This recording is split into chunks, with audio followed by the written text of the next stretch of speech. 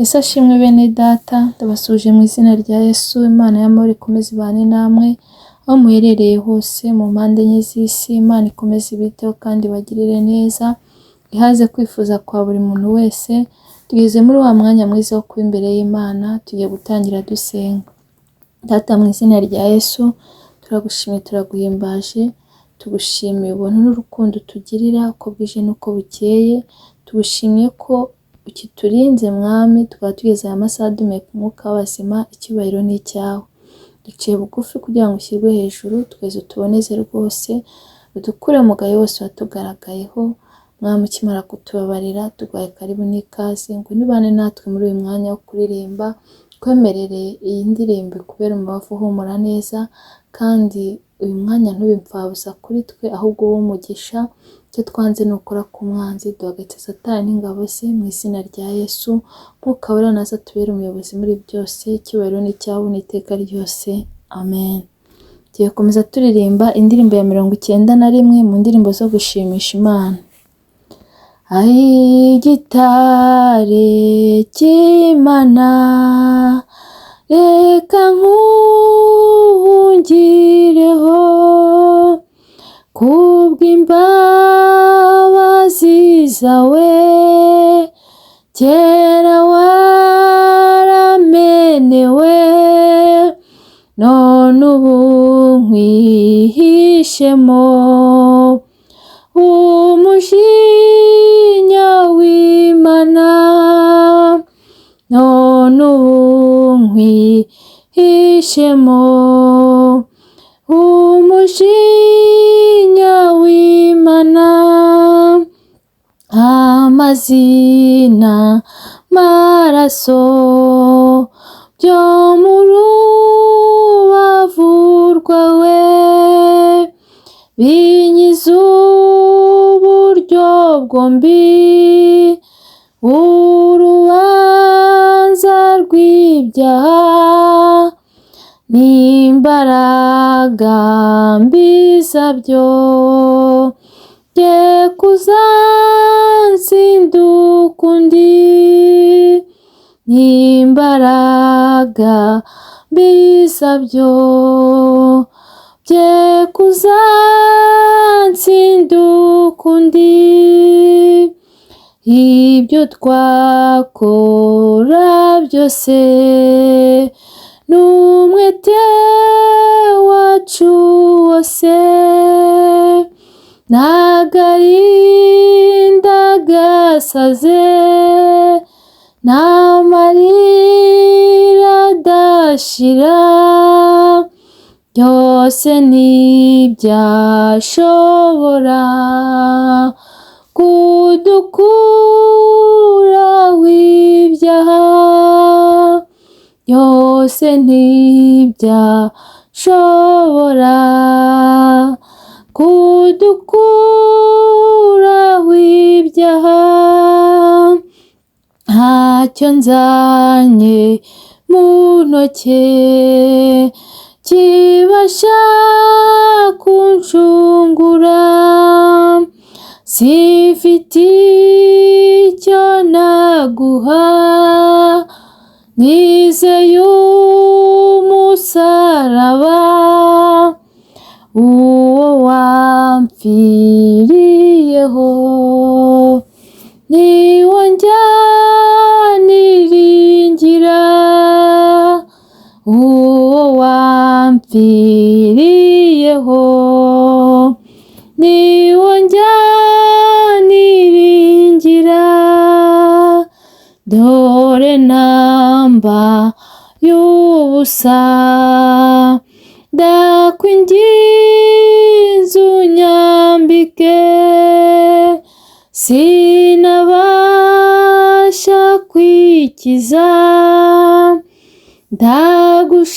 ndagushakaho ubuntu, unyuhagire ibyaha.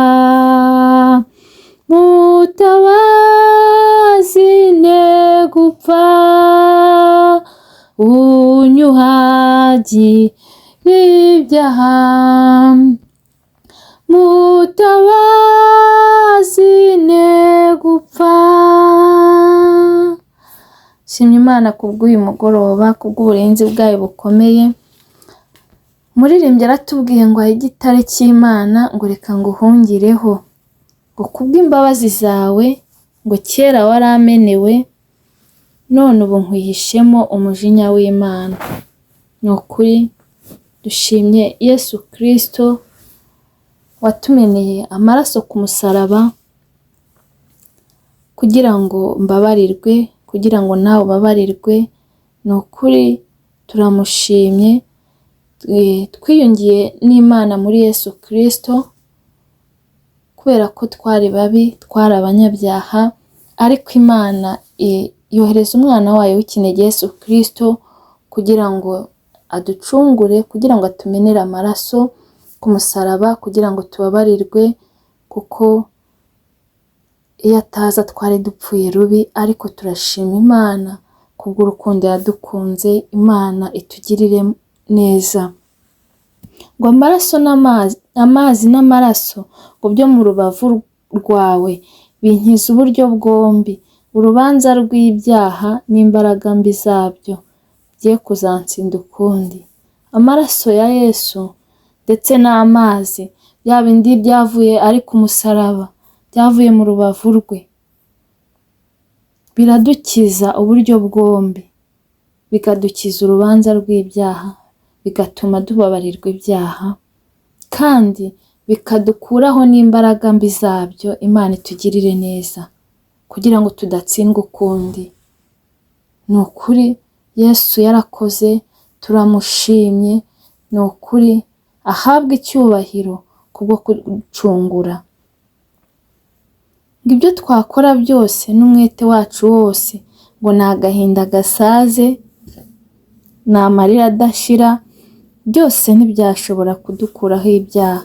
Ikintu cyose twakora, nubwo twashyiramo imbaraga, icyo waba ufite cyose, icyo waba utunze cyose, nta na kimwe gishobora kugukuraho ibyaha cyangwa ngiye kinkureho ibyaha. Ngo ni amarira adashira, ngo ni agahinda gasaze, ngo byose ntabwo byashobora kudukuraho ibyaha. Yesu Kristo wenyine niwe watumye tubabarirwa ibyaha. Imana itugirire neza. Ngo ntacyo nzanye mu ntoki ngo kibasha kunshungura, ngo simfite icyo naguha, ngo nizeye umusaraba, ngo wampfiriyeho, ngo niwo njya niringira. Imana itugirire neza. Ntacyo twabona twaha Kristo ku rukundo yadukunze ku giciro cyinshi. Ni ukuri Yesu yagize neza. Ntacyo rero twabona twamuha, nta n'icyo twabona twamwishyura, ariko turashima ko yatwitangiye. Kandi ni ukuri, ariko umusaraba yarababaye cyane, yarababaye ndetse arababazwa, ariko ibyo byose arabyihanganira kugira ngo tubabarirwe ibyaha byacu. Hashimwe Yesu ko yihanganiye uwo mubabaro wose ku bwanjye no ku bwawe. Yagize neza rero. Nimureke aya maraso ya Yesu tujye twifuza buri munsi, kugira ngo mu gihe twakoze icyaha, kugira ngo amaraso ya Yesu akomeze adutunganya. Imana itugirire neza. Kandi nimureke aya maraso ya Yesu two kuyatesha agaciro, tuyahe agaciro akwiriye, two kuyapfusha ubusa. Twagiriwe ubuntu twagiriwe two kubupfusha ubusa. Ni ukuri wowe nkurikiye, aya maraso ya Yesu yaha agaciro, uyatesha agaciro, kuko ni ubuntu twagiriwe busumbye ubundi buntu bwose. Ni ukuri turashima ko Yesu yatwitangiye. Imana itugirire neza. Nimureke rero tubihe agaciro, tubigire iby'umumaro, kandi ntituzasubire mu ngeso mbi. Tureke gukora ibibi, tureke gusubira mu ngeso mbi. Yesu yarababaye cyane, twikongera kumubabaza. Ko gusubira mu byaha, ko gusubira mu bidafite umumaro. Twirinde icyaha n'igisa nacyo, ahubwo dukore ibyiza, dukore imirimo myiza kugira ngo tuzatahe ubwami bw'ijuru, kandi imirimo myiza izaduherekeza. Ese gukora ibyiza hari uwo byishe? Ese gukora ibyiza hari icyo bitwaye?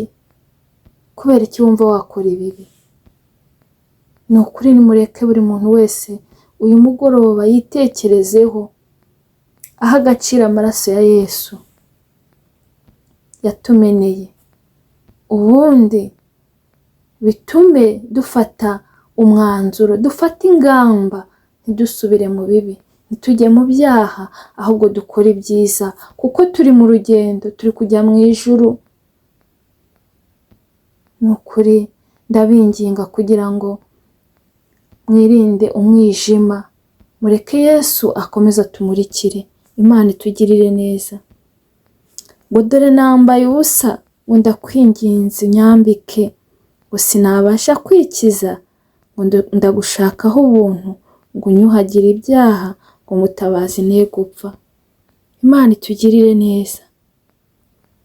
Ni ukuri wowe uri mu bidafite umumaro, wowe uri mu byaha, wowe uri mu ngeso mbi, zivemo uze Yesu akwambike, kuko ntago washobora kwikiza, ntago nashobora kwikiza, ariko Yesu ajya basha kwambika abantu be, akabatwikira, akabamurikira, bakagendera mu mucyo. Imana itugirire neza.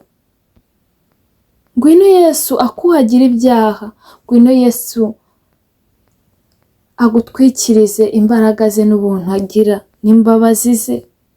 Ni ukuri uyu mwanya itekerezeho, kuko muri iyi si turi abashyitsi, ntago tuzayigumamo.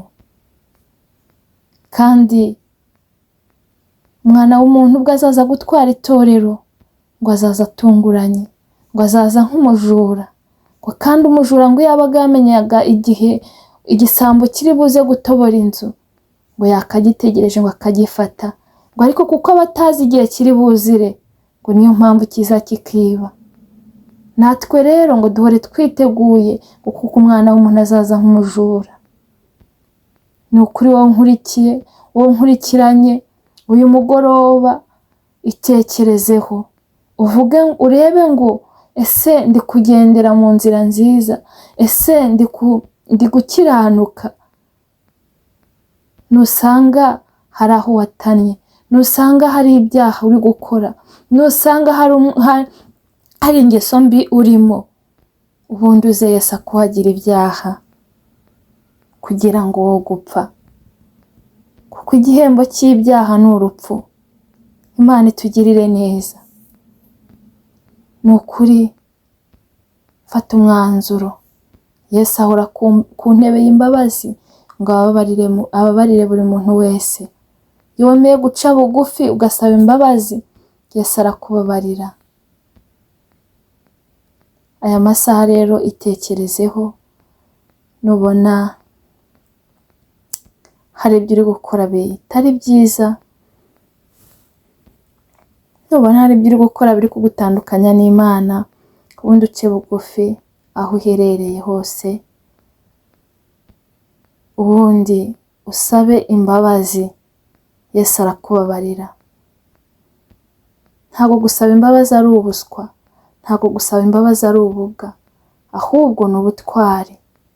Iyo umuntu atsinzwe cyangwa iyo umuntu yaguye mu kintu kitari cyiza agasaba imbabazi, ni ubutwari, ntabwo ari ububwa. Imana itugirire neza. Yesu rero yiteguye kukubabarira. Cya bugufi usaba imbabazi, ubundi nawe ukomeza urugendo. Gukurikira Yesu ntabwo ari ukuyoba, gukurikira Yesu ntabwo ari ubuswa nk'uko bamwe babivuga. Gukurikira Yesu ntabwo ari ukubura icyo umuntu akora, ahubwo gukurikira Yesu ni amahitamo meza. Nawe utari wakira Yesu nk'umwami n'umukiza w'ubugingo bwawe, igihe ni iki, umunsi n'uyu, kuko ejo ntuhazi, ntabwo ari ahawe. Uyu munsi ni wo wawe. Fata umwanzuro wakire Yesu nk'umwami n'umukiza w'ubugingo bwawe. Aho uherereye hose fata umwanzuro wakire Yesu Kristo nk'umwami n'umukiza w'ubugingo bwawe. Imana itugirire neza. Reka dushime Imana ku bw'ubutumwa bwo mu ndirimbo. Data, mu izina rya Yesu turagushimye, turaguhimbaje, tugushimiye urukundo rwawe, tugushimye ko wadukunze turi babi, udukunda turi abanyabyaha, utwohereza umwana wawe w'ikinege Yesu Kristo kugira ngo azadupfire tubabarirwe ibyaha byacu. Mana, wagize neza, turakubashye kandi tubihaye agaciro. Mana, turakwinginze ngo uduhe imbaraga, uturinde gusubira mu ngeso mbi mu izina rya Yesu Kristo. Kandi n'abasubiye inyuma nabo ndabasengeye, Mwami, ndakwinginze kugira ngo beze bababarire rwose. Mana, ukimara kutubabarira, bana natwe utubere umuyobozi kandi udukomeze muri uru rugendo kugira ngo tuzabashe kurusoza amahoro. Turindire ubugingo kuko ari bwo buzakubona mu izina rya Yesu Kristo. Umuririmbyi yuzuye umwuka aravuga ngo kugira ifeza n'izahabu ngo nabyo ni byiza kuri njye, ngo ariko hari icyo ngusaba, ngo uzandindire ubugingo. Mwami, turindire ubugingo kandi ukomeze utwiteho, ukize abarwayi mu izina rya Yesu Kristo. Kandi turakwinginze kugira ngo wongere usuke ububyutse mu itorero. Mana, dusengeye imfubyi n'abapfakazi kugira ngo ubiteho cyane, kandi dusengeye n'abafite intimba n'agahinda ngo bahe amahoro yo mu mutima. Urakoze Mwami, Mwuka Wera naza yerekeza iyi ndirimbo ikora icyo wagambiriye. Icyubahiro ni icyawe n'iteka ryose, amen. Mwakoze cyane. Imana y'amahoro ikomeze ibahe umugisha muri byose, kandi biteho, kandi yongere ibagarukeho bundi bushya, ariko ikiruta byose ikomeze ibarindire ubugingo. Naho ubutaha, bye.